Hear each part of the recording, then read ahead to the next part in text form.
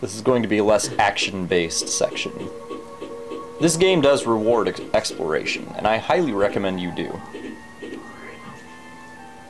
And once you get done with the flight ripoff of Final Fantasy III's airship, you swoop down into this town, at least if you want to. Here is where you practice your headbutting. For the most part, I still had it, and later on, I definitely have it.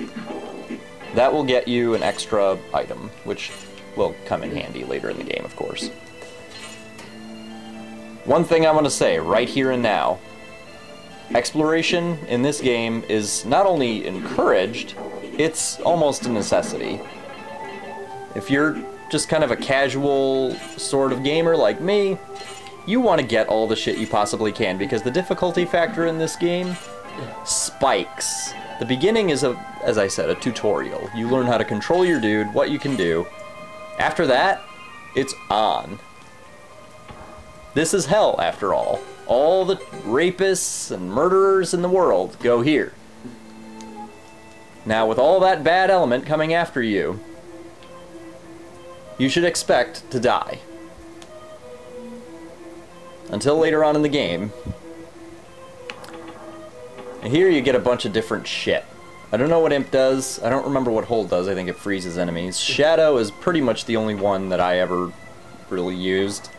In general, you're strong enough to take care of anything that comes your way, so buying an $80 spell to kill a screen full of shit is usually just unnecessary in my mind.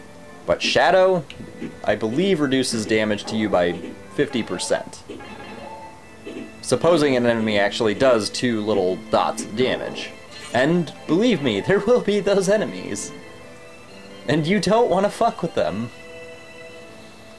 So getting all the bottles and the scrolls and stuff is very good.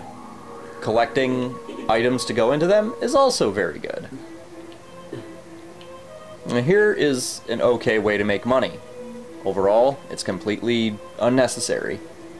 It's good practice if you want to actually pay to learn how to do this. But as I said, the town, the windows, much better. It's free. And you might get money that you don't have to pay for. Because that's your reward. If you finish this fat bastard's game, this Ganon's cousin wannabe, he'll give you some money that you don't need to make this way. Get used to trying to do a diagonal headbutt. That can be a very, very useful move. There, I just was being a dumbass. I was still a little bit out of practice with this. If you think this is bad, you've got to hit like 20 of these to get the item, which is a health bonus at the level 3 version of this game. God, this guy is so just disturbing. He's rubbing his stomach like it was his dick while he's looking at you. Dear God. Get out of there as fast as you can and never look back. There's another spell shop that is completely useless because there's one in the town where you can collect money as well before going in. There's that little lake, which is the level 3 version of the skull smashing game. And then there's this guy. Alice Cooper's Damned Soul. This guy sells you all kinds of potions, quote. Now, they're not roofies, like in Zelda 2. It's not medicine like that. This stuff is actually generally very useful. Herbs, elixirs, all good. You can get some other stuff that'll start you back at the beginning of the level, but why the hell are you going to do that?